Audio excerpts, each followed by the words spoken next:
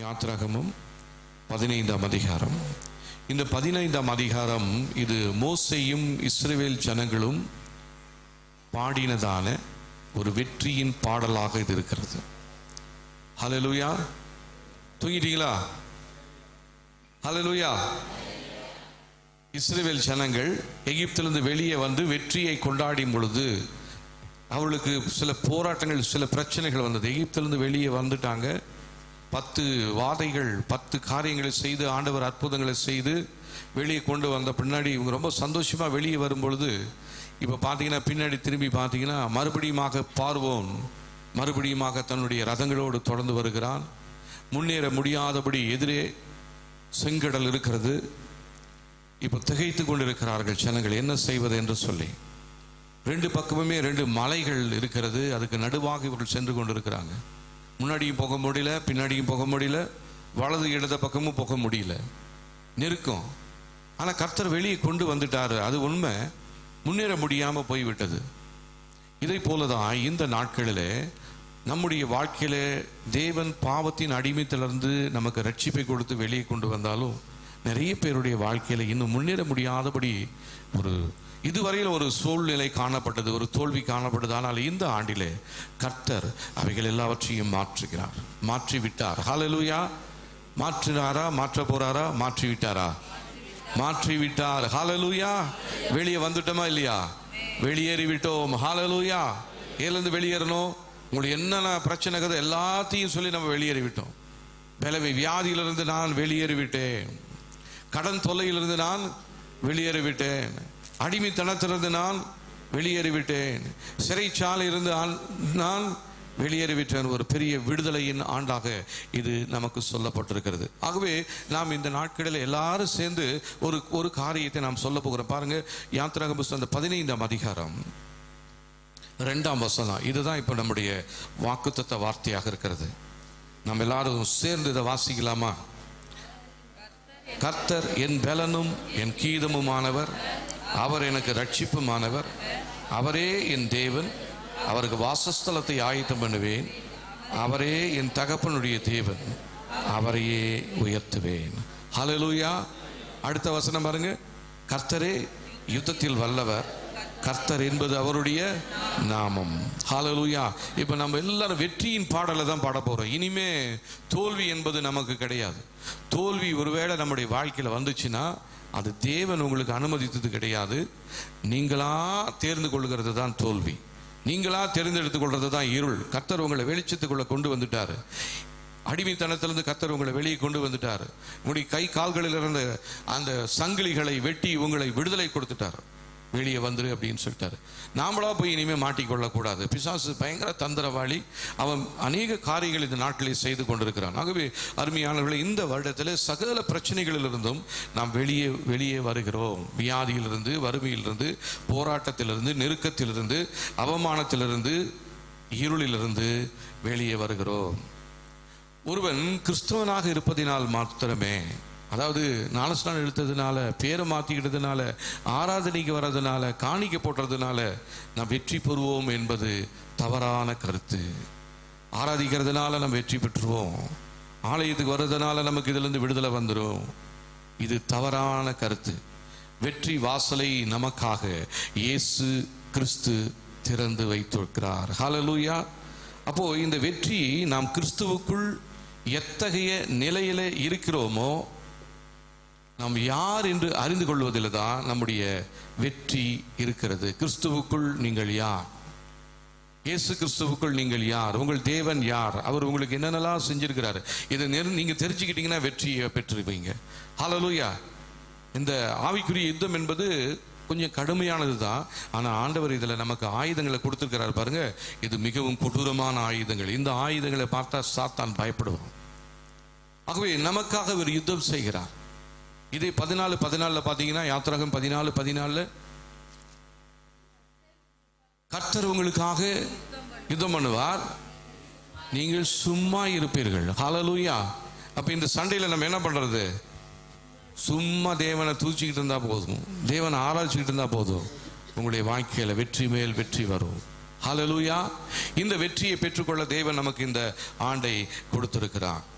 அப்போ இப்போ இந்த செய்தியை நாம் கேட்பதற்கு முன்பாக ஒரு சின்ன ஜெபம் செய்ய போகிறோம். சரிங்களா? கண்களை மூடி நம்ம இப்ப ஜெபிக்க போகிறோம். ஜெபலாமா? எங்களுடைய தேவனே, இந்த வருடம் எங்களுடைய வாழ்க்கையில், குடும்பத்தில், தொழிலில், சந்ததியில் நீர் வைத்திருக்கும் இடத்தில், நிலையில் இருக்க, நடக்க உதவி அருளும்.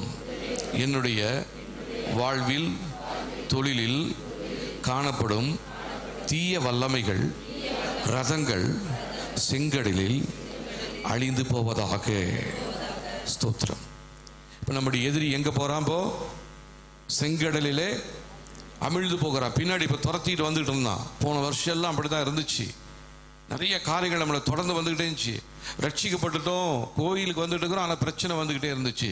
இப்போ இந்த வருடத்தில் ஆண்டவர் என்ன பண்றாரு? அந்த ரதங்களை எல்லாவற்றையும், சக்கரங்களை எல்லாம் கலரச் செய்து செங்கடலிலே அமிழ்த்து போட்டார். பார்வோன் இப்ப எங்க வந்துட்டு அவங்களை துரத்தி கொண்டு வந்த அடிமைத்தனத்தின் ஆவி இப்ப எங்க இருக்குது? அது செங்கடலிலே மூழ்கி போய்விட்டது. ஹல்லேலூயா. உங்களுடைய எதிரியை நீங்க இனி திரும்பி பார்த்தாலும் காண போவதில்லை. எங்க இருக்கிற அவன் செங்கடலிலே அமிழ்ந்து போய்விட்டான். உங்களை துரத்தி கொண்டு வந்ததான ரதம், அதனுடைய டயர் என்ன ஆயிடுச்சு? பஞ்சர் ஆயிடுச்சு. ஹல்லேலூயா. எதிரியினுடைய வாகனத்தினுடைய டயர் பஞ்சர் ஆவதாக. சொல்லுங்க, நீங்க உங்களை துரத்தி வந்த எதிரியினுடைய வாகனத்தின் டயர் என்ன ஆயிடுச்சு? இப்போ பஞ்சர் ஆயிடுச்சு. உங்களை இனி துரத்த முடியாது. முதல்ல வந்த வேக மாதிரி உங்களை வர முடியாது. முழுகி போயிட்டான். இதை நீங்க நம்புறீங்களா? நம்புனீங்கன்னா உங்களுடைய வாழ்க்கையில வெற்றியின் ஆண்டாக இது இருக்கும். ஹல்லேலூயா. ஸ்தோத்திரம். நம்முடைய ஆண்டவர் இதிலே பார்த்தீங்கன்னா யாத்திராகமம் 15ஆம் அதிகாரம் 11ஆம் வசனம் பாருங்க. நம்ம ஏற்கனவே பாடணும் பாட்டு. கர்த்தாவே, கர்த்தாவே, தேவர்களில் உமக்கு ஒப்பானவர் யார்? தேவர்களில் உமக்கு ஒப்பானவர் யார்? பரிசுத்தத்தில் மகத்துவம் உள்ளவரும், பரிசுத்தத்தில் மகத்துவம் உள்ளவரும், துதிகளில் பயப்படத்தக்கவரும், துதிகளில் பயப்படத்தக்கவரும், அற்புதங்களை செய்கிறவரும் ஆகிய உமக்கு ஒப்பானவர் யார்? ஹல்லேலூயா. நம்முடைய ஆண்டவர், அவருக்கு ஈடு இணையா எந்த நாமமுமே கிடையாது. அந்த தேவன் தான், இந்த தேவன் தான் உங்களுடைய தேவனும் என்னுடைய தேவனுமா இருக்கிறார். நம்முடைய எதிரிகள்லாம் இப்ப என்ன ஆயிட்டாங்க தெரியுங்களா? அவங்கள என்ன பண்ணிட்டாங்க பாருங்க. 2ஆம் வசனத்திலிருந்து 10ஆம் வசனம் வரல நீங்க வாசித்து பார்த்தீங்கன்னா தெரியும். அதுல 10ஆம் வசனம் பாருங்க. உம்முடைய காற்றை வீச பண்ணினி, காற்றை வீச பண்ணினி, கடல் அவர்களை மூடிக்கொண்டது, கடல் அவர்களை மூடிக்கொண்டது, திரளான தண்ணீர்களில் ஈயம் போல அமிழ்ந்து போனார்கள். இப்போ எதிரி என்னவா மாறிட்டான்? திரளான தண்ணீர்களில் எப்படி போயிட்டாங்களா? அமிழ்ந்து போயிட்டானா? ஈயம் போல அமிழ்ந்து போயிட்டான். இனிமே அவன் வெளியே வரவே முடியாது. ஹல்லேலூயா. சந்தோஷமா இல்லைங்களா உங்களுக்குள்ள?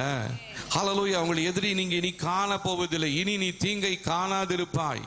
உன்னுடைய எதிரி எங்க இருக்கா? உன்னுடைய பிரச்சனை எங்க இருக்கு? இப்ப எல்லாமே எல்லாத்தையும் உன்னுடைய கர்த்தர் எல்லாவற்றையும் செங்கடலிலே அமிழ்த்து போட்டு விட்டார். இப்ப வெற்றியோடு நம்ம நடக்க போகிறோம். ஹல்லேலூயா. இந்த வெற்றியுள்ள வாழ்க்கை வாழ்வதற்கு இன்னைக்கு அநேக கிறிஸ்தவர்களால் வெற்றியுள்ள வாழ்க்கை வாழாமல் முடியாமல் போவதற்கு அவர்கள் அதற்குரிய வழிகளை அவர்கள் அறிய மறுக்கிறார்கள். தேவன் நமக்கு எழுதி கொடுத்திருக்கிறார் வேத வார்த்தை. இதன்படி நடந்தால் நிச்சயமா நமக்கு வெற்றி உண்டு. ஆனா இதை வாசிக்கிறதே இல்லை, இதை தெரியாது. உதாரணத்துக்கு நான் சொன்ன, இப்போ ஒரு வாஷிங் மிஷினோ இல்லை ஒரு ஏதோ ஒன்று வாங்குறீங்கன்னு வச்சிங்களேன். அந்த வாஷிங் மிஷினோட அது கூட ஒரு புஸ்தகம் ஒன்று கொடுப்பான். கேட்டலாகில் மேனுவல் புக் ஒன்று கொடுப்பான். அந்த புக்கில் நீங்கள் அதை எப்படி சுவிட்ச் ஆஃப் ஆன் பண்ணுறது, ஆஃப் பண்ணுறது, எவ்வளோ கேஜி துணி போடலாம், எல்லாமே அதில் எழுதியிருக்கும். இப்போ நீங்கள் வாஷிங் மிஷின் வாங்கிட்டு வந்துட்டீங்க, மேனுவலும் அதுக்குள்ளாரியே இருக்குது. ஆனால் நீங்கள் அதை படிக்காத இருக்கிற வரையிலும் இந்த வாஷிங் மிஷினை உங்களால் உபயோகப்படுத்தவே முடியாது. உங்கள் அழுக்கு துணியாகவே இருக்கும். இப்போ இதே போல தான் நீங்கள் வாஷிங் மிஷின் வாங்கினீங்க. வாஷிங் மிஷினோட விசேஷத்த விதமான கிருபையை நீங்கள் பெற்றுக்கொண்டிருக்கிறீங்க. ஆனால் உங்களுடைய பழைய காரியம் இன்னும் அப்படியே இருக்குது. காரணம், இந்த கிருபை எப்படி பெற்றுக்கொள்றது, இந்த கிருபைக்காக என்ன செய்யறது அப்படின்னு நீங்க அந்த மேனுவல் புக் உங்ககிட்ட ஆர்டர் கொடுத்துருக்கிறார், வேத வார்த்தை. இதை நீங்க வாசிச்சு பார்த்தீங்கன்னா இது என்னெல்லாம் செஞ்சா இது உபயோகப்படலான்னு தெரியும். அப்போ இந்த நாளில நம்முடைய தவறை நாம் உணர்ந்து கொள்வோம். ஆண்டவரே, உங்களுடைய வேத வார்த்தையை நான் அறியாம போயிட்டேன். நீங்க எதெல்லாம் எனக்கு செய்து வைத்திருக்கிறீங்கன்னு எனக்கு இதுல சொல்லி வச்சிருக்கிறீங்க, நான் என்ன செய்யணும் அப்படின்னு எனக்கு சொல்லி கொடுத்துருக்கிறீங்க. ஆனா இதை நான் தெரியாம போயிட்டேன். என் வாஷிங் மிஷின் வாங்கின மாதிரியே அப்படியே இருக்குது. நிறைய பேருடைய வீட்டில் அப்படியே இருக்கும். வாஷிங் மிஷின் வாங்கின மாதிரியே இருக்கும். ஒரு எனக்கு தெரிஞ்ச ஒருத்தர் வீட்டுக்கு நான் போயிருந்தப்போ அவங்க வீட்டில் ஒரு ஃப்ரிட்ஜ் இருந்துச்சு. அந்த ஃப்ரிட்ஜுக்குள்ளே ஏதாவது இருக்குன்னு திறந்து பார்த்தா பழைய துணியெல்லாம் அந்த ஃப்ரிட்ஜுக்குள்ளே தான் போட்டு அடைச்சி வச்சிருக்கிறாங்க. பழைய துணி போடுறதுக்கு அந்த ஃப்ரிட்ஜ் இருக்கு. காரணம், அவங்க அது உபயோகப்படுத்தலை, இது சரிப்படுத்த முடியல, இது ரிப்பேர் ஆகி போயிடுச்சு. அதனால இப்போ அந்த ஃப்ரிட்ஜுக்குள்ளார குளிர்ச்சி தன்மை கொண்டதான பொருட்களை வைக்கணும், பாதுகாக்கணுன்றதெல்லாம் இல்லை. இப்போ அதுக்குள்ள என்ன வச்சிருக்கிறாங்க, ஃப்ரிட்ஜுக்குள்ளார அழுக்கு துணி குப்பை மாதிரி அதுக்குள்ள அடைச்சி வச்சிருக்கிறாங்க. இப்படிதான் நம்முடைய வாழ்க்கை இன்று காணப்படுகிறது. தேவனுக்காக பிரகாசிக்க வேண்டும், அதற்காக தேவன் நம்மை தெரிந்து கொண்டிருக்கிறார். ஆனால் நம்மை தேடிவர்கள் நம்மை திறந்து பார்க்கும் பொழுது, நம்முடைய வாழ்க்கையை பார்க்கும் பொழுது அவங்க என்ன பார்க்குறாங்க தெரியுங்களா? உங்களை ஒரு ஃப்ரிட்ஜாவோ ஒரு வாஷிங் மிஷினாவோ பார்க்கல, உள்ளுக்குள்ளார அடைச்சி வச்சிருக்கிறதான பழைய துணிகளை பார்ப்பது போல பழைய காரியங்கள் தான் இன்னும் நம்முடைய வாழ்க்கையில் இருக்குது. ஒருவேளை இதுவரை 2014 வரையிலும் நீங்க அப்படி தோற்றம் அளித்திருக்கிறார். பழைய துணியை போல, கிழிந்த துணியை போல, எதற்கு உபயோகப்படாதது போல இருந்திருக்கலாம். ஆண்டவர் சொல்றார், இந்த வருடத்திலிருந்து, இந்த 2015 கர்த்தர் நம்மை புதிதாக எடுத்து உபயோகப்படுத்துகிறார். எதுலெல்லாம் நம்ம தோற்று போயிருந்தோமோ அதுல நம்ம ஜெயம், எதுல நமக்கு பலவீனம் இருந்துச்சோ அதுல நமக்கு புது பலனை கர்த்தர் கொடுக்கிறார். ஹல்லேலூயா, ஸ்தோத்திரம். ஆகவே இதை பற்றி இன்னும் தெரிந்து கொள்ள வேண்டும் என்று சொன்னா, இந்த நாட்களில், இந்த கடைசி காலத்தில் பிசாசு தந்திரமாக ஏமாற்றி கொண்டிருக்கிறான். இன்னைக்கு நிறைய பேர் அதை நம்புறதே இல்லை. ஒரு சிலர் என்ன சொல்லுவாங்க, எதுக்கு எடுத்தாலும் இவன் பிசாசுன்றாங்க, சாபம்ன்றாங்க. ஒரு சகோதரி பார்த்து கேட்டபொழுது அவங்க சொன்னாங்களா, நான் கிறிஸ்துவுக்குள் இருக்கிறேன், ஒருவன் கிறிஸ்துவுக்குள் இருந்தால் புது சிருஷ்டியா இருக்கிறான், பழையவைகளெல்லாம் ஒழிந்து போயின, எல்லாம் புதிதாயின. சரி, அது வாஸ்தவம் தான். உங்க வாழ்க்கையில எல்லாம் புதுசா இருக்குதா? உங்க சுபாவம் மாறி இருக்குதா? உங்களுடைய கோபம் மாறி இருக்குதான்னு பார்த்தா இன்னும் பழைய காரியங்கள் தான் இருக்குது. அப்போ கிறிஸ்துவுக்குள்ள இருந்தா எல்லாம் மாறி இருக்கணுமா இல்லையா?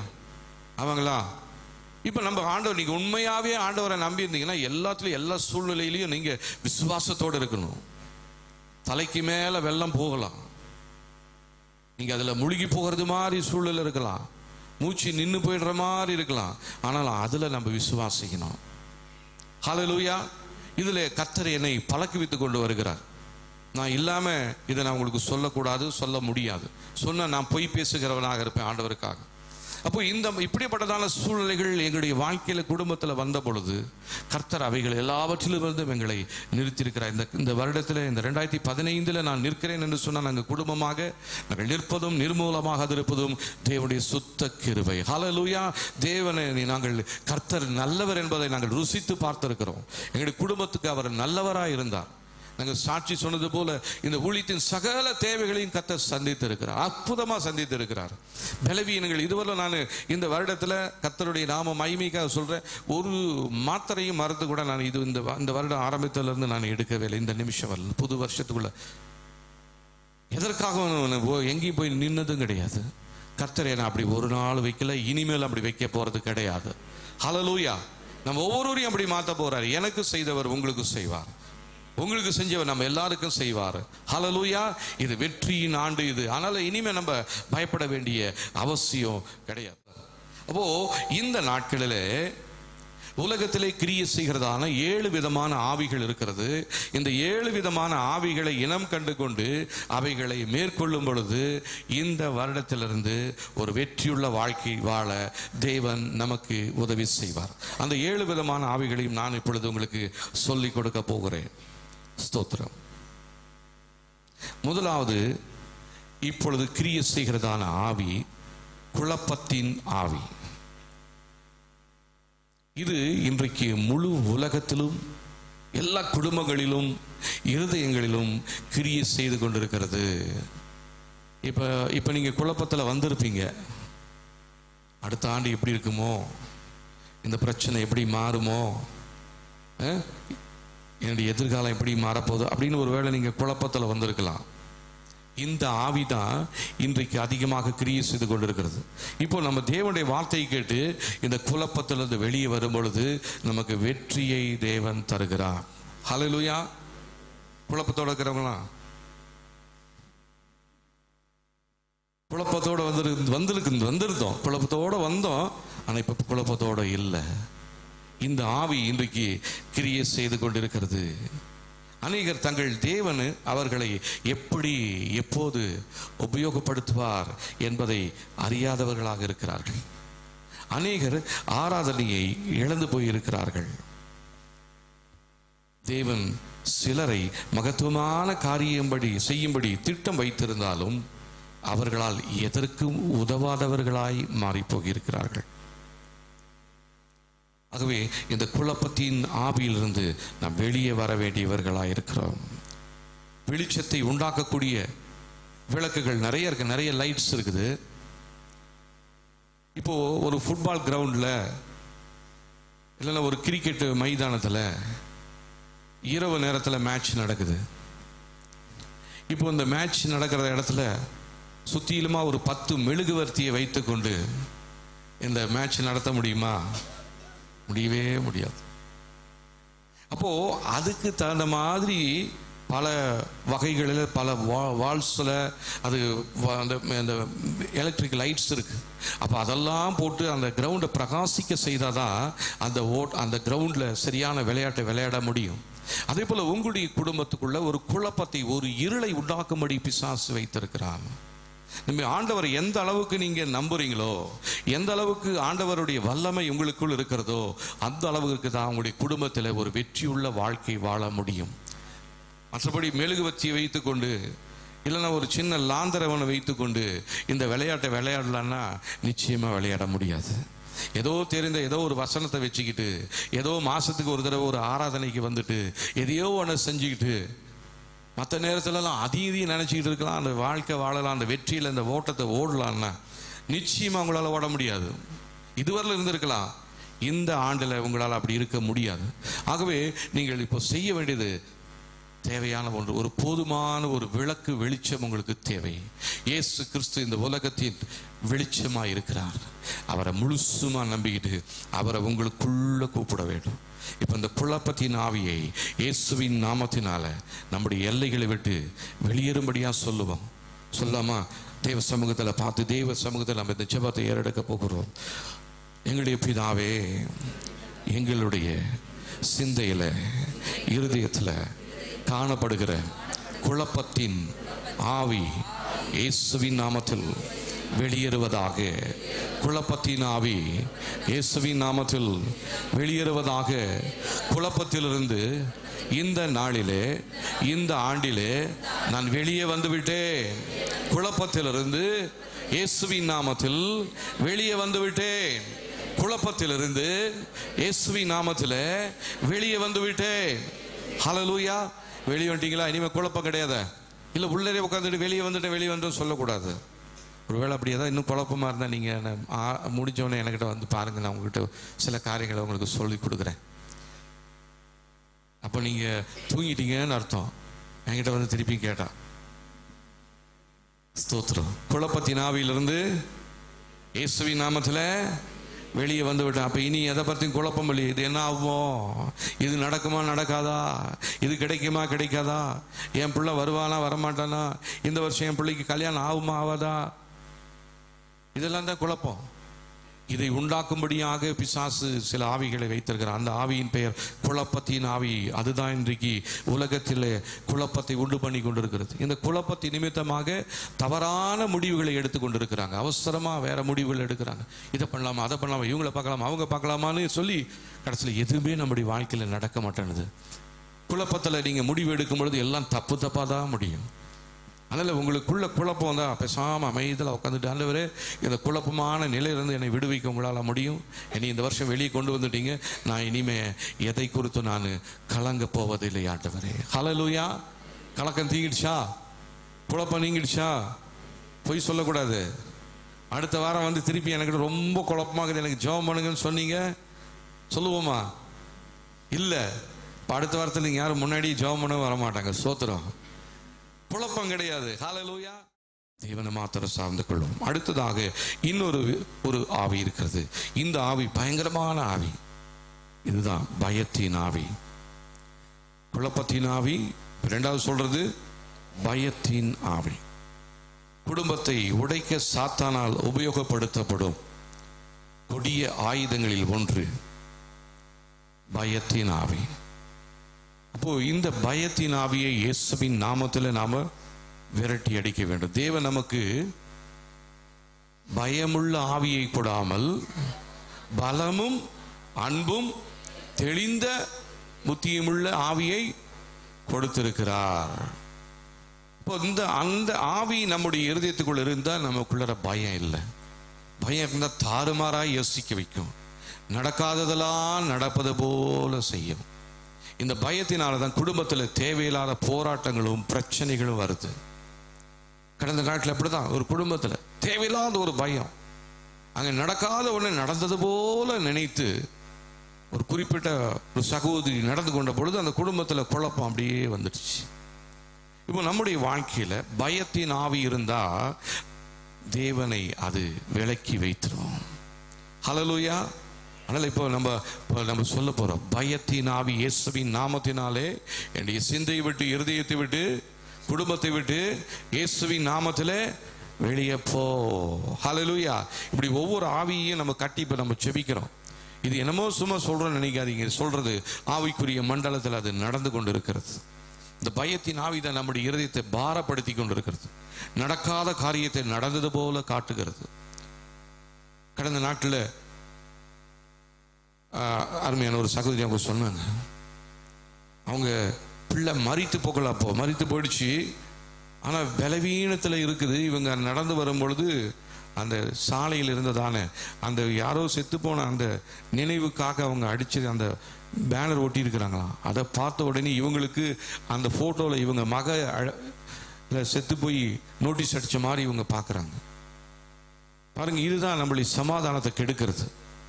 சரி, இங்கே சர்ச்சைக்கு வந்தா, சர்ச்சில் வந்தால் அவங்களால நிம்மதியாக இருக்க முடியலையா? பிசாசு என்ன சொல்லுதான், இப்போ நீ போகிறப்பயே பஸ்ஸு சாஞ்சு போயிடும்னு சொல்லிச்சான். பஸ் ஏறும் பொழுது இங்கே வந்தோன்னு என்ன சொல்லுதான், ஐயோ வீட்டில் கேஸ் ஆஃப் பண்ணாமல் வந்துட்ட, உன் பாத்திரம்லாம் இப்போ வெடிச்சு போக போகுது. ஆனால் இங்கே அவங்களால சொன்ன வார்த்தையை அவங்களால கவனமாக கவனிக்கவே முடியல. ஏன்னா இந்த வார்த்தை தான் உங்களுக்கு விடுதலை, இந்த வார்த்தை தான் உங்களுக்கு சுகம். அப்போ இந்த வார்த்தையை நீங்கள் கேட்டுட்டா உங்களுக்குள்ள விடுதலை வந்துடும், உங்களுக்கு சுகம் வந்துடும். அதனால் அதை தடை செய்வதற்காக பிசாசு தேவையில்லாத பயங்களை உங்களுடைய இருதயத்துக்குள்ள கொண்டு வந்துடுறான். அந்த பயத்தின் ஆவி என்னதான், நான் செத்து போனாலும் பரவாயில்ல, ஆண்டவர் என்ன உயிரோடு எழுப்பார். அப்படி யாரெல்லாம் சொல்ல முடியும்? என்ன புது வருஷத்தில் அப்படி அபசகனமான காரியத்தை செய்றீங்க, நான் செத்து போனாலும் என்னுடைய ஆண்டவர் என்ன உயிரோடு எழுப்பார். ஹல்லேலூயா. இந்த தேகம் முதலாய் அழிந்து போனாலும் அந்த யோபுக்கு ஒரு தைரியம் இருந்துச்சு, நான் என் மீட்பரை காணுவேன், அந்நிய கண்களினால் அல்ல, என் சொந்த கண்ணால் நான் பார்ப்பேயா. நீயே செத்து போயிரியா, நான் செத்து போனாலும் பார்ப்பேன். ஹல்லேலூயா. நான் செத்து போனாலும் உயிரோடு எழுந்திருப்பேன். ஹல்லேலூயா. யாராலும் சொல்ல முடியும்? உங்களால் சொல்ல முடியுமா? ஹல்லேலூயா. இந்த ஆண்டில் நமக்கு ஜெயமுள்ள ஆண்டு, பயத்தின் ஆண்டு இல்லை. இந்த பயத்தை உண்டாக்குறதுக்குன்னே சில மனிதர்களை நம்ம வீட்டுக்குள்ள கொண்டு வருவோம். இப்போ நம்ம வீட்டுக்குள்ளார பிசாசு எப்படி நுழையிறா, பிசாசு நம்ம வீட்டுக்குள்ள என்ன செய்யறான்றதை நீங்க தெளிவா தெரிஞ்சுக்கிட்டீங்கன்னா நீங்க அவனை விரட்டுறதுக்கு உங்களுக்கு அது ரொம்ப பிரயோஜனமா இருக்கும். முதலாவது, பிசாசு உங்க வீட்டுக்குள்ள வருவதற்கு உங்க வீட்டில் நீங்களா சில நேரத்தில் என்ன பண்ணிருப்பீங்க, ஓட்டை போட்டு வச்சிருப்பீங்க. அந்த ஓட்டையின் வழியா உள்ள வந்துடுவான். அப்புறம் எப்படி வந்துச்சுன்னு தெரியாது. இந்த ஓட்டை எப்படி ஏற்படும்? உங்களுடைய செயல்களினாலே, உங்களுடைய மன்னிக்க முடியாத சுபாவத்தினாலே, உங்களுடைய கசப்பினாலே நீங்களே உங்களுடைய சுபத்தில் என்ன பண்ணிடுறீங்க, ஒரு ஓட்டை போட்டுறீங்களா, அது வழியா உள்ள வந்துடும். உள்ள வந்துட்டு அப்புறம் என்னவோ சொல்லுவாங்க இல்லையா, கடப்பாறையை முழுங்கிவிட்டு என்ன பண்ணாங்களாம், என்ன தூங்குறீங்க, சுகர் ஃபெயிலரா, சுக்கு கச்சாயம் குடிச்சாங்களாம். கடப்பாறையை முழுங்கிவிட்டு சுக்கு கசாயம் கொடுத்தாங்க. அந்த மாதிரி நீங்கள் ஓட்டை போட்டு பிசாசு உள்ள விட்டுவிட்டு அப்புறம் ஐயோ குத்துட்டே குடையுதேனா அப்போ என்ன பண்ணுறது அவரா? அப்போ இப்போ இந்த உடைச்சி போன பகுதிகளெல்லாம் இயேசுவின் நாமத்தினாலே அடைக்கும்படியாக சொல்லணும். சொல்லலாமா?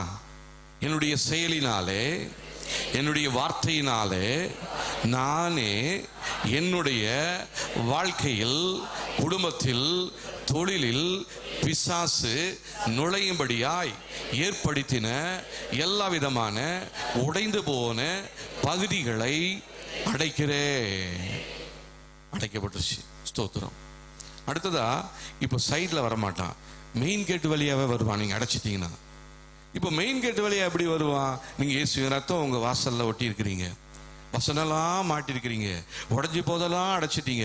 மெயின் கேட்டு வழியா எப்படி வருவான் அப்படின்னா, தீமை செய்கிற மனிதர்கள் உங்களுக்கு தீமை செய்யும்படி உங்க வீட்டுக்குள்ள நுழைவாங்க. உங்களுக்கு தெரியாது.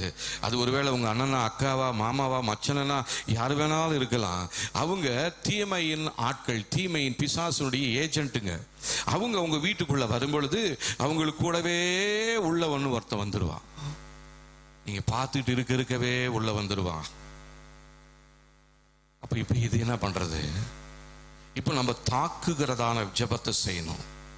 பாதுகாக்கிற ஜெபமும் இருக்குது, தாக்குகிற ஜெபமும் இருக்குது. கர்த்தரின் மெய்ப்பரா இருக்கிறார், நான் தாழ்ச்சி அடையேன், ஆமேன், ஸ்தோத்திரம் அப்படின்னு தூங்கிறது. இது உங்களை பாதுகாக்கிறதான ஜெபம். ஆனா உங்களை எதிரி வெளியே இருந்துகிட்டே இருப்பான். இப்ப என்ன பண்ணணும் தெரியுங்களா? வெளியில இருக்கிற எதிரியை அழிக்கணும். இதுக்கு சும்மா ஜெபம் போதாது, இதுக்கு உங்களை பாதுகாக்கிற ஜெபம் மாத்திரம் போதாது. இதுவரை நம்ம அப்படி பண்ணிக்கிட்டு இருந்தோம் போன வருஷத்துல எல்லாம். இப்ப நம்ம ஜெபமே தாக்குகிற ஜெபமாக இருக்க வேண்டும். நம்முடைய எதிராளி யார்? இப்ப என்ன ஜெபம் பண்ணணும் தெரியுங்களா? என் எல்லையை சுற்றி இயேசுவின் ரத்தத்தை தெளிக்கிறேன். என் எல்லையை சுற்றி தேவ சமூகத்தை அக்கினி பற்றி எரிவதாக.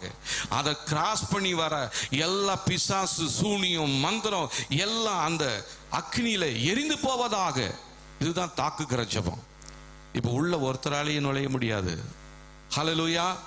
இப்ப நீங்க பாதுகாக்கிற ஜெபம் பண்ண போறீங்களா, தாக்குற ஜெபம் பண்ண போறீங்களா? என்னங்க தூக்கம் வருதா? ஹல்லேலூயா. இதை புரிஞ்சிக்கணும். இல்லைன்னா அடுத்த வருஷமும் உங்களுக்கு இப்படித்தான் இருக்கும், போன வருஷம் மாதிரியே இருக்கும். வேண்டாம். ஜெயமுள்ள ஒரு ஆண்ட தேவன் நமக்கு கொடுத்திருக்கிறார். வெற்றியுள்ள ஒரு வாழ்க்கை வாழ தேவன் நம்மை தெரிந்து கொண்டிருக்கிறார். ஆகவே உடைந்து போன பகுதி வழியா உள்ள வந்துடுவான், மெயின் கேட் வழியா உள்ள வந்துடுவான். இப்ப நீங்க தாக்குகிற ஜெபத்தை ஏறெடுக்கணும். உங்க எல்லை எங்குமா எப்பயுமே இயேசுவின் தேவ சமூகத்தை அக்கினி பற்றி எரியணும். அந்த அக்கினியை தாண்டி எந்த பிசாசும் உள்ள வர முடியாது.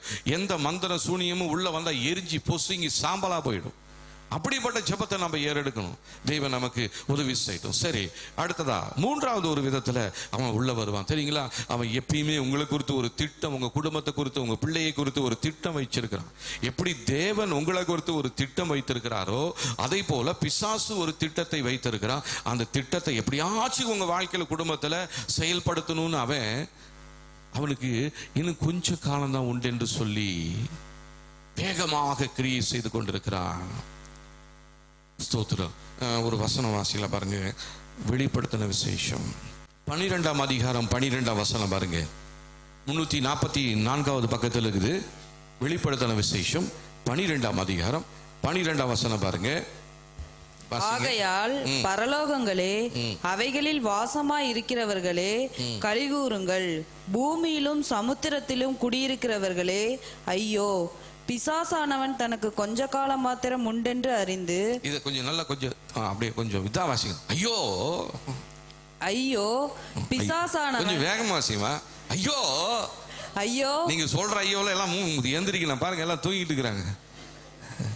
ஐயோ, ஐயோ, பிசாசானவன் தனக்கு கொஞ்ச காலம் மாத்திரம் உண்டென்று அறிந்து மிகுந்த கோபம் கொண்டு உங்களிடத்தில் இறங்கினபடியால் உங்களுக்கு ஆபத்து வரும் என்று சொல்ல கேட்டேன். ஸ்தோத்ரா. உங்களுக்கு ஆபத்து வரும் என்று சொல்ல கேட்டேன். ஏன் ஆபத்து வருதா? பிசாசானவன் தனக்கு கொஞ்ச காலம் மாத்திரம் உண்டென்று அறிந்து மிகுந்த கோபம் கொண்டு உங்களிடத்தில் இறங்க போகிறபடியால். எப்படி இருக்குது? கோபத்தோடு இறங்க போகிறபடியாலா? உங்களிடத்தில் இறங்கினபடியால். ஏற்கனவே கீழே இறங்கிட்டான். இப்போ ஸ்கூலுக்கு போறவங்க, ஆபீஸுக்கு போறவங்க, பிசினஸ் போறவங்க கரெக்டா போய் அதை ஸ்கூலுக்கு போய் அட்டன் பண்ணணும். லேட் ஆகி விடுச்சு, வேக வேகமா ஓடுவாங்க இல்லைங்களா? பஸ்ஸுக்கு காத்துக்கிட்டு இருந்தா இன்னும் கூட லேட் ஆகிடும். ஒரு ஆட்டோ பிடிச்சி போயிடலாமா அப்படின்னு அதுக்கு ஸ்பீட் எடுப்பாங்க. ஏன்? இன்னும் கொஞ்ச நேரம் தான் முடிஞ்சிடும். வெளியே பாதியில் அடி வாங்கணும். யாரு? கேட்டுக்கு வெளியே நிறுத்தணும். நாங்கெல்லாம் படிக்கும் பொழுது அந்த ட்ரில் மாஸ்டர் இருப்பார், பிடி மாஸ்டர். அவர் தான் வெளியில் கேட்டுட்டு நிற்பார். கையில் ஒரு விசிலு ஒரு சவுக்கு மாதிரி ஒன்று வச்சுக்கிட்டு சுற்றிக்கிட்டு இருப்பார். லேட்டாக வந்தோம்னா எல்லாம் வெளுவெளுன்னு வெளுத்துப்பிடுவாங்க. இப்பெல்லாம் அடிக்கிறது இல்லை. அப்போ வேக வேகமாக பள்ளிக்கூட பையெல்லாம் தூக்கிட்டு ஓடுறது. அதே போல் இப்போ பிசாசு வேகமாக ஓடிக்கிட்டு இருக்கிறான். ஏன் தெரியுமா? அவனுக்கு இன்னும் கொஞ்சம் காலம் தான் உண்டு என்று சொல்லி அவனுடைய டைம் முடிய போகுது, பெல் அடிக்க போகுது, அவனுடைய காலம் முடிவடைய போகுது. அதனால் வேகமாக கிரியை செய்து கொண்டு இருக்கிறான். இந்த நேரத்தில் நீங்களும் நாளும் சோம்பலாக இருந்தோம்னா நம்மளை மிதிச்சு போட்டுட்டு போயிடுவா. நம்மளால் ஜெயம் எடுக்க முடியாது. கர்த்தர் நம்மை ஜெயம் எடுக்கும்படியாக தெரிந்து கொண்டிருக்கிறார். ஹல்லேலூயா. வெற்றியுள்ளவர்களாய் கர்த்தர் நம்மை மாற்றி இருக்கிறார். கடந்த வாரத்தில் கூட நம்ம அந்த ஞாயிற்றுக்கிழமை நம்ம செய்தியில் கர்த்தர் நம்மை கீழாக்காமல் மேலாக்கினார், வாளாக்காமல் தலையாக்கினார். நம் ஆள பிறந்தவர்கள், ஜெயம் எடுக்க வேண்டியவர்கள். தோற்று போவதற்காக தேவன் நம்மை அழைக்கவில்லை.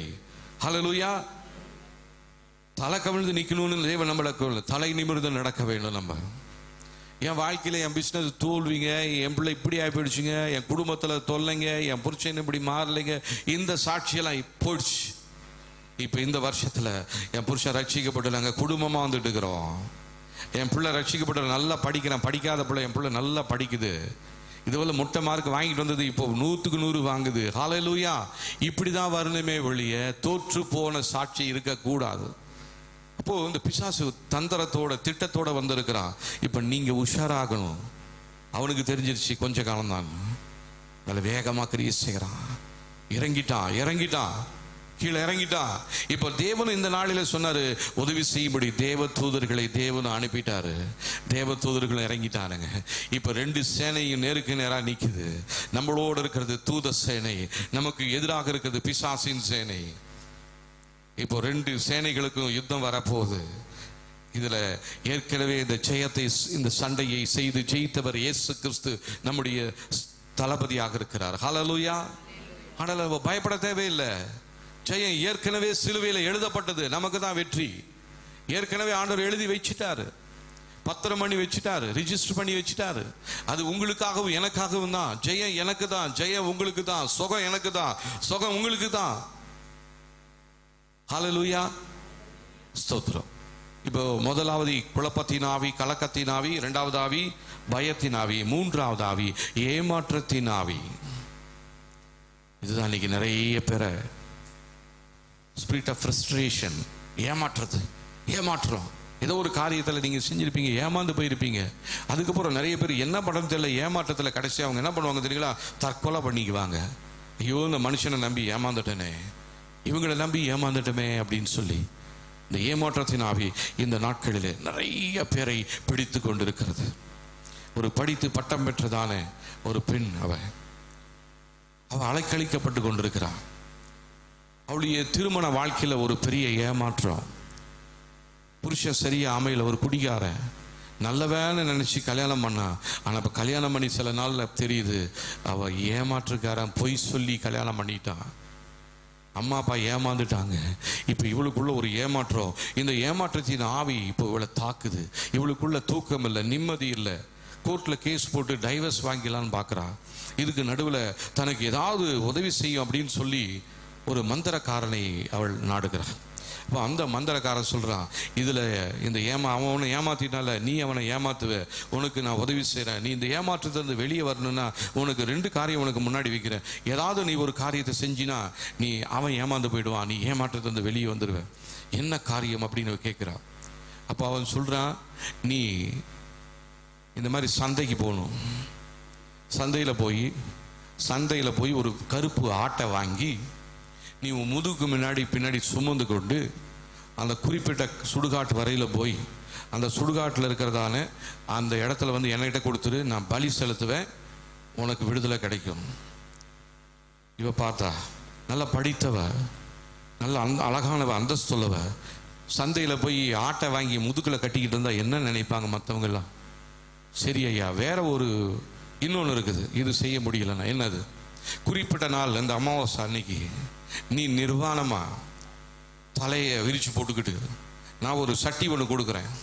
இந்த சட்டியை நீ எடுத்துக்கிட்டு நீ உன் வீட்டில் இருந்து அந்த குறிப்பிட்ட இடத்துக்கு வந்து சேரணும்.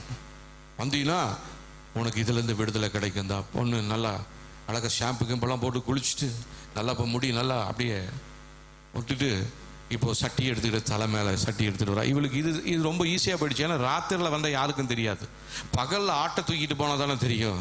இப்படி போகலாம் அப்படின்னு சொல்லிட்டு அந்த மந்திரக்காரனுடைய வார்த்தையை நம்பி இப்போது சட்டியை வச்சுக்கிட்டு அந்த சுடுகாட்டில் வந்து சில பூசைகள்லாம் பண்ணிவிட்டு சட்டி எடுத்துகிட்டு வீட்டுக்கு போயிட்டான். கோர்ட்டில் கேஸ் வந்துடுச்சு.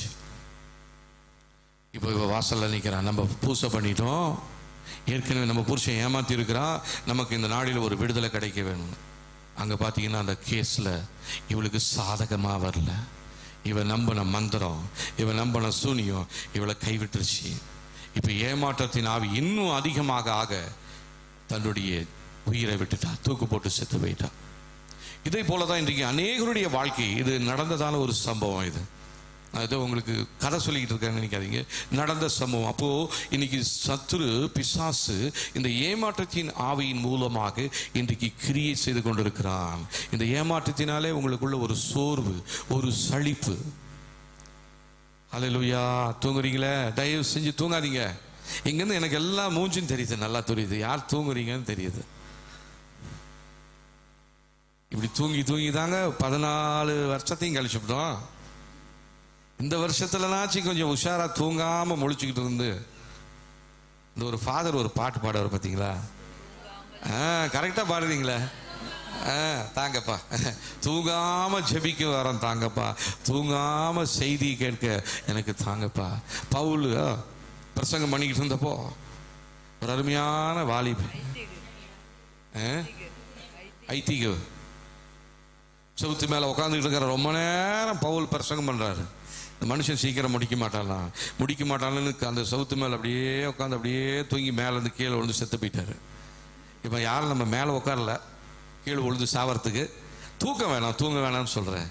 ஆகவே இந்த ஏமாற்றத்தின் ஆவி, குழப்பத்தின் ஆவி, பயத்தின் ஆவி, ஏமாற்றத்தின் ஆவி, இதெல்லாம் தெரிஞ்சுக்கிட்டா தான் நீங்க விரோதியை துரத்த முடியும்.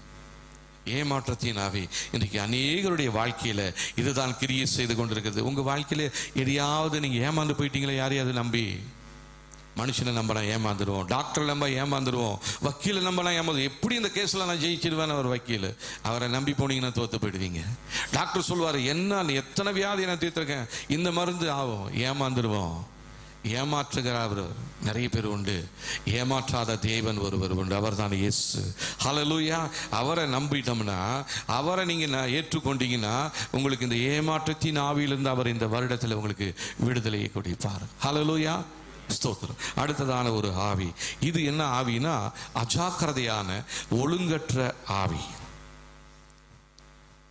ஒழுங்கற்ற ஆவி, அஜாக்கிரதையா இருக்கிறது, எந்த ஒரு காரியத்தையும் சீரியஸா எடுத்துக்கிறது இல்லை, ஏனோ தானோன்னு செய்யறது. கோயிலுக்கு ஆராதனைக்கு வரணுமா, ஏனோ தானோன்னு வர்றது. ஆராதிக்கிற நேரத்தில் ஏனோ தானோன்னு எல்லாம் கை தூக்குறாங்க, நானும் தூக்கிட்டு நல்லவர் சொல்றேன். இல்லை, இந்த அஜாக்கிரதையின் ஆவி இன்றைக்கு நம்முடைய வாழ்க்கையை கெடுத்து கொண்டு இருக்கிறது. இதுதான் இன்றைக்கு உலகத்தில் கிரியை செய்கிறது. ஆகவே இந்த ஆவியை இந்த வேளையில நம்ம துரத்த போகிறோம். சரிங்களா? இப்ப ஜெபிக்க போகிறோம். இந்த அஜாக்கிரதையின் ஆவி, அலங்கோலத்தின் ஆவி, இதுக்கு இன்னொரு பேர் விபச்சாரத்தின் ஆவி. இதுதான் இன்னைக்கு பாவம் செய்ய வைக்க தாறுமாறா ஜனங்களை நடத்தி கொண்டிருக்கிறது. இன்னைக்கு முழு உலகமும் விவிதமான பிசாசுடைய அடிமைத்தனத்தில் இருக்கிறது. இதிலிருந்து நம்ம மாத்திரம் இல்லை, நம்முடைய குடும்பம் முழுமையாக வெளியேற்றப்பட வேண்டும். ஆகவே இந்த அஜாக்கிரதையின் ஆவியை இப்பொழுது இயேசுவின் நாமத்தினாலே வெளியேற்றும்படி ஜெபிக்கலாமா? எங்களுடைய வாழ்க்கையில, குடும்பத்தில், தொழிலில், பிள்ளைகளுடைய வாழ்க்கையில காணப்படுகிற அஜாக்கிரதையின் ஆவி, ஒழுங்கற்ற ஆவி இயேசுவின் நாமத்தில் வெளியேறுவதாக. விபச்சாரத்தின் ஆவி இயேசுவின் நாமத்தில் வெளியேறுவதாக. இந்த விபச்சாரத்தின் ஆவி இன்னைக்கு தாறுமாறா கிரியை செஞ்சு கொண்டிருக்குது. கடந்த நாட்களில் பேப்பர்ல நீங்க பார்த்துருப்பீங்க, ஒரு ஆடு குட்டி போட்டுச்சுயா. எத்தனை பேர் படிச்சீங்க? ஆமா, இந்த ஆடு குட்டி போட்டுச்சா. இந்த ஆடு குட்டி போட்டதுல அந்த பிறந்த அந்த ஆட்டுக்குட்டி எப்படி இருக்குதுன்னா, 2 கை 2 காலு, ஒரு மனுஷன் தலை, மேலெல்லாம் முடி. ஆடு மாத்திரம் முடி மாத்திரம் இருக்குது, மீதி எல்லாம் ஒரு ஒரு மனுஷ குழந்தை ஒன்று பிறந்திருக்குது. ஒரு ஆடு குட்டி போட்டிருக்குது. இது எப்படி? அப்போ இந்த விபச்சாரத்தின் ஆவி எவ்வளவு கேவலமா இன்னைக்கு கிரியை செய்து கொண்டு இருக்குது பாருங்க. இன்னொரு இடத்துல ஒரு ஆராதனையில அந்த இது வெளிநாட்டில் நடந்தது.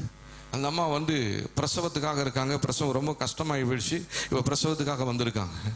இப்போ அந்த ஆராதனையில் ஜெபிக்கும் பொழுது அவங்களுக்கு டெலிவரி ஆகுது. அந்த இடத்துல டெலிவரி ஆனது. ஒரு குதிரை குட்டி ஒன்று பிறக்குது. அப்படின்னா இந்த பெண் ஒரு குதிரையோடு உடலுறவு வைத்துக் கொண்டிருக்கிறான். அந்த ஆட்டோடு ஒரு மனிதன் உடலுறவு வைத்துக் கொண்டிருக்கிறான். ஆகவே தான் இதெல்லாம் இன்றைக்கு வேகமாக வந்து கொண்டிருக்கிறது. இது நம்ம கேட்கறதுக்கு அருவருப்பா இருக்குல்ல, ஆனா இது நடந்துகிட்டு இருக்குது. இதற்கெல்லாம் காரணம் என்ன? இந்த ஒழுங்கற்ற ஆவி, இந்த இச்சையின் ஆவி இன்றைக்கு தேசத்தை கெடுத்து கொண்டிருக்கிறது. அந்த பாவம் தேசத்தில் பெருகுகிறபடியினால் தேசத்தின் மேல் சாபம் வந்து கொண்டிருக்கிறது. அப்போ இதை பிரேக் பண்ணி நம்ம ஜெபிக்கணும். இந்த ஒழுங்கற்ற ஆவிக்காக நீங்கள் ஜெபிக்கணும். இந்த ஆவிகளை எழுதி வைத்துக்கொண்டு நீங்கள் இனி வருகிறதான நாட்களில் நீங்கள் கட்டி ஜெபிக்க வேண்டியது மிகவும் அவசியமாக இருக்கிறது. அடுத்ததாக 5வது ஒரு ஆவி, இது பின்மாற்றத்தின் ஆவி. இன்னைக்கு அநேக தேவ பிள்ளைகள் பின்மாற்றத்துக்குள்ள போயிட்டாங்க. ஆண்டவரை விட்டு வழி விலகி போயிட்டாங்க. ஆண்டவருடைய வார்த்தைகளை அவங்களால கை கொள்ள முடியல. பின்மாற்றத்தின் ஆவி. எல்லா காரியங்களும் செய்யும் பொழுது நாம் கவனமாக இருக்க வேண்டும். ஜெபத்தில் காத்திருக்க வேண்டும். அநேக கிறிஸ்தவருடைய அக்கினி வாழ்க்கை இன்னைக்கு மாறிடுச்சு. ஜெப வாழ்க்கை மாறிடுச்சு. ஒரு காலத்தில் பயங்கரமாக ஜெபம் பண்ணிக்கிட்டு இருந்தவங்க இப்போ ஜெபம் பண்ண முடியல. ஒரு காலத்தில் ஆண்டவருக்காக வைராக்கியமாக இருந்தவங்க இன்னைக்கு வைராக்கியமாக இருக்க முடியல. ஏனோ தானோன்னு இருக்கிறாங்க. காரணம், இவங்களுக்குள்ள அந்த பின்மாற்றத்தின் ஆவி இவங்களை பின்னுக்கு இழுத்து கொண்டே இருக்கிறது. ஆகவே இந்த காரியத்தை பின்மாற்றத்தின் ஆவி இருந்தால் அவங்க ஜெப வாழ்க்கை குறைந்து போயிடும். ஹல்லேலூயா. தூக்கம் வருதா? ஸ்தோத்திரம். பின்மாற்றத்தின் ஆவி, பின்மாற்றத்தின் ஆவி. அடுத்ததாக அடுத்த ஆவி பாருங்க, வசீகரிக்கும் ஆவி. இன்னைக்கு அநேக ஜனங்களை இந்த ஆவி வசீகரித்து கொண்டிருக்கிறது. இது கடத்தி செல்லும் ஆவி என்றும் சொல்லலாம். ஆவியானவர் இந்த ஆண்டில் நமக்கு எச்சரித்திருக்கிறார். அநேக சிறு பிள்ளைகள் கடத்தி செல்லப்படுவார்கள். கடத்தி செல்லப்படுவார்கள். அந்த பிள்ளைகளை எப்படி கடத்தி செல்வாங்க? அந்த பிள்ளைகளை வசீகரித்து ஏதோ ஒரு ஆசை வார்த்தை கூர்த்தி ஏதோ ஒன்று கூறி அந்த பிள்ளைகளை ஏமாற்றி கொண்டு போய் கொலை பண்ணுவாங்க. ஏமாற்றி கொண்டு போய் அந்த பிள்ளையை சித்திரவதை பண்ணிடுவாங்க. வசீகரிக்கும் ஆவி. இந்த ஆவியின் தாக்கத்திலிருந்து நம்முடைய குடும்பம், நம்முடைய பிள்ளைகள் காக்கப்பட வேண்டும். இதற்கு ஜெபிக்க வேண்டியது மிகவும் அவசியமாக இருக்கிறது. அநேகருடைய வாழ்க்கையை இந்த வசீகரிக்கும் ஆவி பூட்டி வைத்திருக்கிறது. அவருடைய வாழ்க்கையில அவமானத்தையும் நிந்தையும் கொண்டு வைத்திருக்கிறது இந்த வசீகரிக்கும் ஆவி. ஆகவே இந்த ஆவியின் தாக்கத்திலிருந்து நீங்கள் வெளியே வருவது மிக மிக அவசியமாக இருக்கிறது. அடுத்ததாக ஒரு ஆவி இருக்கிறது. இந்த ஆவி முரட்டாட்டத்தின் ஆவி. முரட்டாட்டத்தின் ஆவி இது இன்றைக்கு அநேக பிள்ளைகளை, சிறு பிள்ளைகளை கூட பிடித்து வைத்திருக்கிறது. முரட்டாட்டம் பண்ணுங்க. அநேக ஆண்களை பிடித்து வைத்து முரட்டாட்டமா இருப்பாங்க. அநேக குடும்பங்கள் முரட்டாட்டத்தின் ஆவியினால் பிடிக்கப்பட்டிருக்கிறது.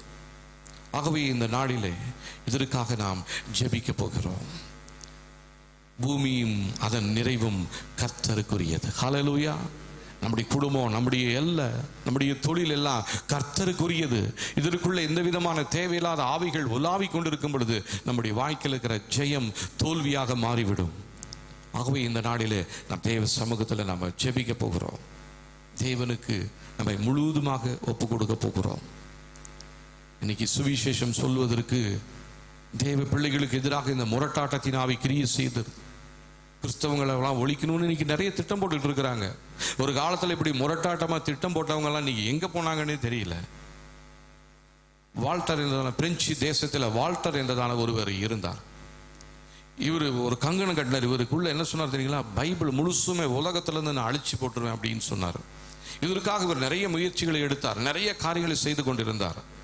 ஆனா அவர் இறந்த பிறகு, அந்த வால்டர் இறந்த பிறகு அவருடைய வீட்டிலேயே ஒரு பெரிய ஒரு அச்சாபீஸ் நிறுவப்பட்டு இன்றைக்கும் அதில் வேத புஸ்தகங்கள் அடித்து கொள்ளப்பட்டு இருக்கிறது. வேத புஸ்தகங்களை பிரிண்ட் பண்ணிட்டு இருக்கிறாங்க. எந்த இடத்துல யார் பைபிளை முற்றிலுமா அழிப்பேன்னு சொன்னானோ அவனுடைய வீட்டில், அவனுடைய எல்லையில இப்போ வேத புஸ்தகங்கள் பலாயிரக்கணக்காக அச்சிடப்பட்டு கொண்டிருக்கிறது. ஹல்லேலூயா. அடுத்ததா ரொம்ப கொடூரமான ஒருவர் இருந்தார் ஜெர்மன் தேசத்துல. யாருன்னு சொல்ல முடியுமா? ஹிட்லர். இவர் கிறிஸ்தவர்களை கொடுமையாக நடத்தி அவங்களெல்லாம் நசுக்கணும்னு செயல்பட்டு கொண்டிருந்தார். இவருடைய முடிவு என்னவாக மாறிடுச்சுன்னு உங்களுக்கு தெரியுமா? எப்படி செத்தார் அவரு? தெரியாதா? ஹிட்லர் சத்தமா சொல்லுமா, தற்கொலை பண்ணிக்கிட்டாரு. ஹிட்லர் கிட்ட ஒரு தளபதி இருந்தார். இவர் தன்னுடைய மனைவி, அவருக்கு 9 பிள்ளைங்க. மனைவி எச்சரிச்சாரு, நீ அந்த கிறிஸ்தவ மதத்துக்கு போயிடாத, பிள்ளைங்களெல்லாம் அனுப்ப ரொம்ப ஜாக்கிரதை அப்படின்னு சொன்னாரு. ஆனா இவர் செத்த பின்னாடி இவருடைய 9 பிள்ளைகளில் 6 பிள்ளைகள் ஆண்டவராகிய இயேசு கிறிஸ்துவை ஏற்றுக்கொண்டவர்களாக இருந்தாங்க. அதுல ஒரு பிள்ளை மிஷினரியா மாறிச்சு. ஹல்லேலூயா. அப்ப எந்த இடத்துல எதிர்ப்பு வருதோ, எந்த இடத்துல ரொம்ப கோபமா செயல்படுறாங்களோ, அந்த இடத்துல கர்த்தருடைய வல்லமை மிக வேகமாக செயல்பட போகிறது. ஹல்லேலூயா. இந்த ஆண்டில இவ்விதமான காரியங்கள் நம்முடைய வாழ்க்கையில நடக்க போகிறது. நாம் வெற்றியுள்ள வாழ்க்கை. மனல அரசாங்கம் சொல்லுதே, இவங்க சொல்றாங்களே, இது பண்றாங்களே. நோ, எந்த அரசாங்கமும் பரலோக அரசாங்கத்துக்கு எதிர்த்து நிற்க முடியாது. எந்த பூமியில் இருக்கிற எந்த சட்டமும் பரலோக சட்டத்திற்கு விரோதமா செயல்பட முடியாது. ஹல்லேலூயா. நிறைய விதிகள் இருக்குது இல்லைங்களா? விஞ்ஞான விதி இருக்குது, இயற்கையின் விதி இருக்குது. ஆனா அதை விட மேலான ஒரு விதி, தேவனுடைய விதின்னு ஒன்று இருக்குது. இந்த விதியை யாராலையும் மாற்ற முடியாது. விஞ்ஞான விதி, சயின்டிபிக்கல் லா, அது மாறும். இயற்கையின் விதி அது மாறும். ஆனா தேவன் ஒரு விதி வைத்திருக்கிறார். இந்த விதி மாறவே மாறும். இந்த விதி என்ன விதி? இதுதான் வேத வசனம். இதுல சொல்றது ஒன்றும் நடக்காமல் போவாது. வானமும் பூமியும் அழிந்து போனாலும் தேவனுடைய வார்த்தை ஒரு நாளும் மாறாது. அழிந்து போகாத ஒரு வல்லமை, ஒரு விதி தேவனுடைய வார்த்தையில உண்டு. இந்த வார்த்தையை கை கொண்டு ஒரு வெற்றியுள்ள வாழ்க்கை வாழ தேவன் நமக்கு உதவி செய்வாராக. நம் தலைகளை வணங்கி நாம் செபிக்கலாம். ஆண்டவருடைய கரத்தில் நம்மை முற்றிலுமா ஒப்பு கொடுத்துடுவோம். தேவன் நம்மை பாதுகாக்க வல்லமை உள்ளவராக இருக்கிறார். ஹல்லேலூயா. ஸ்தோத்திரம் ஆண்டவரே. இந்த மேற்சொன்னதான இந்த ஆவிகள் இன்னைக்கு நம்முடைய வாழ்க்கையில குடும்பத்தில் இருக்குதான் சற்று யோசித்து பார்ப்போம். முதலாவது இந்த குழப்பத்தின் ஆவி, பயத்தின் ஆவி, ஏமாற்றத்தின் ஆவி, அஜாக்கிரதையின் ஆவி, பின்மாற்றத்தின் ஆவி, வசீகரிக்கும் கடத்தி செல்லும் ஆவி, முரட்டாட்டத்தின் ஆவி. இந்த ஆவிகள் நம்முடைய எல்லையில் இருக்குமானால், நம்முடைய குடும்பத்தில் இருக்குமானால் ஒரு நாள் வெற்றியுள்ள வாழ்க்கை வாழ முடியாது. இந்த ஆண்டை தேவன் நமக்கு வெற்றியின் ஆண்டாக கொடுத்திருக்கிறார். இஸ்ரவேல் ஜனங்கள் எகிப்தின் அடிமைத்தனத்திலிருந்து வெளியே வந்தாங்க. துரத்திக்கிட்டே வந்தான் பார்வோன். செங்கடலில் அமிழ்த்து போகப்பட்டான். இன்னைக்கு நாம் ரட்சிக்கப்பட்டு நம்ம வரும்பொழுது நம்மை தொடர்ந்து சில பாரம்பரிய சாபங்கள், தொடர்ந்து சில பிரச்சனைகள் நம்மை தொடர்ந்து வந்து கொண்டே இருக்கிறது. ஆனால் நம்முடைய தேவன் அவைகள் எல்லாவற்றையும் இப்பொழுது கடலிலே அமிழ்த்து போட வல்லமை உள்ளவராயிருக்கிறார். ஹல்லேலூயா. ஸ்தோத்திரம் ஆண்டவரே. இப்போ நம்ம ஒரு சின்ன ஜெபத்தை நம்ம ஏறெடுக்க போகிறோம். நம்முடைய எதிராளிகளுக்கு விரோதமாக, சத்துருக்கு விரோதமாக இந்த ஜெபத்தை நாம் ஏறெடுக்க போகிறோம். தயவு செய்து தூங்காதீங்க, நித்திரை மயக்கமா இருக்காதீங்க. உங்களை இன்னும் ரொம்ப நேரத்துக்கு நான் உங்களை கஷ்டப்படுத்த விரும்பல. சீக்கிரமா நான் முடித்து விடுகிறேன். இந்த ஜெபங்களை நீங்கள் என்னோடு சேர்ந்து சொல்லலாமே. ஹல்லேலூயா. எல்லா விதமான எதிர்மறையான சூழ்நிலையிலிருந்தும் இயேசுவின் நாமத்தில் வெளியேறுகிறேன்.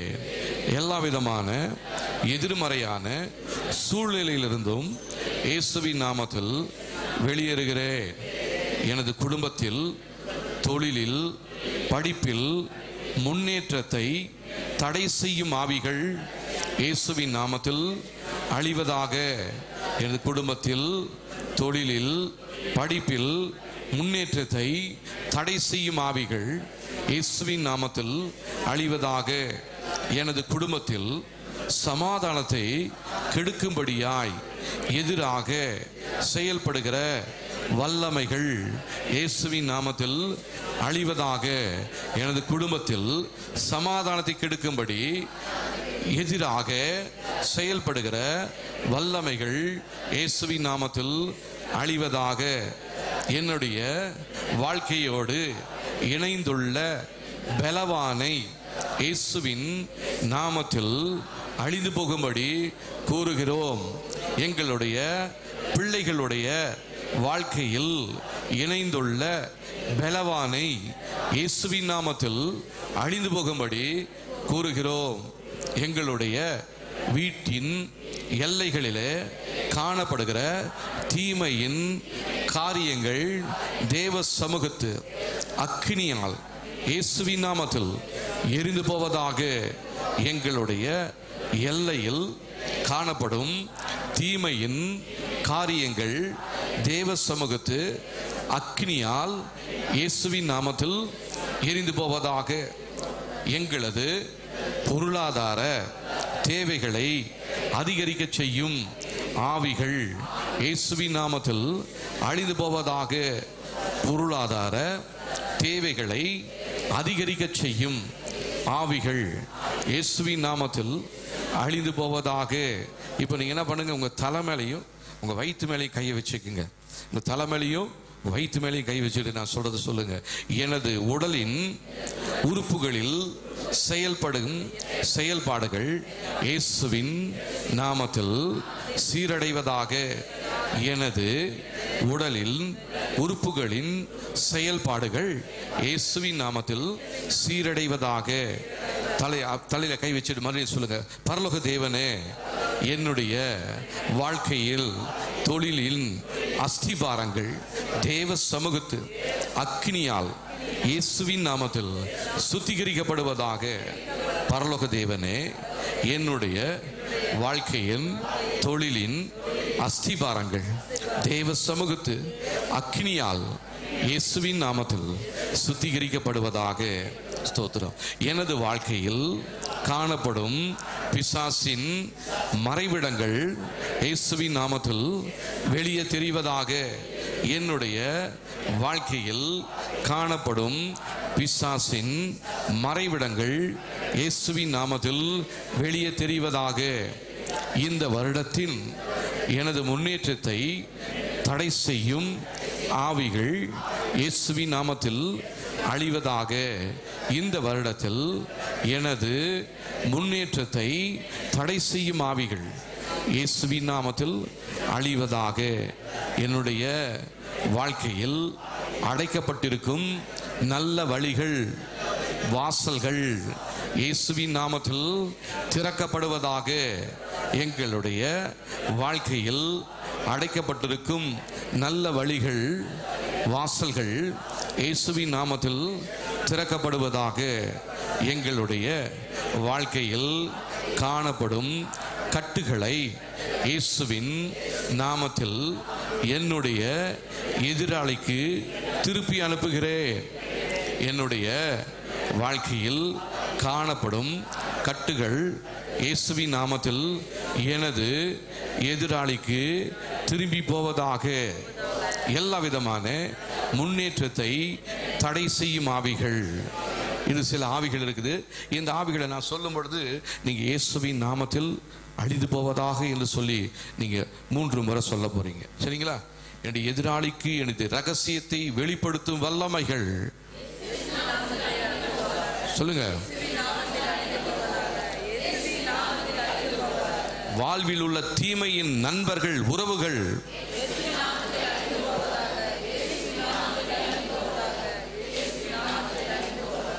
எந்த விதமான முன்னேற்றமும் லாபமும் இல்லாத உறவுகள்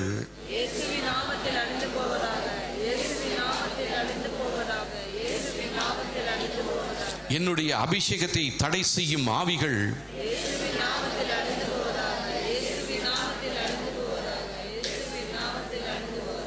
எல்லா விதமான சர்ப்பத்தின் ஆவிகள்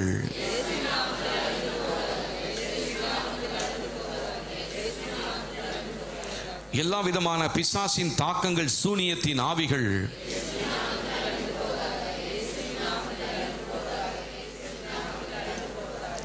தீமையின் கனவுகளின் மூலம் வரும் தீமையின் காரியங்கள்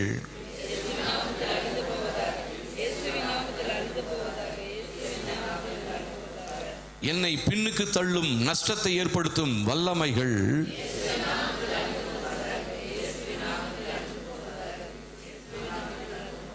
ஸ்தோத்திரம். கர்த்தர் இந்த ஜெபத்தை கேட்டிருக்கிறார். நம்முடைய தேவன் நமக்காக யுத்தம் செய்கிறார். நாம் வெளியே வந்துட்டோம், தீமையிலிருந்து வெளியே வந்துட்டோம், கட்டிலிருந்து வெளியே வந்துட்டோம், கடன் பிரச்சனையிலிருந்து வெளியே வந்துட்டோம். இனி நாம் அடிமைகள் அல்ல. இயேசு நம்மை விடுதலை செய்திருக்கிறார். ஹல்லேலூயா. அந்த தேவனுக்கு நாம் நன்றி சொல்லலாமா? ஸ்தோத்திரம். தேவ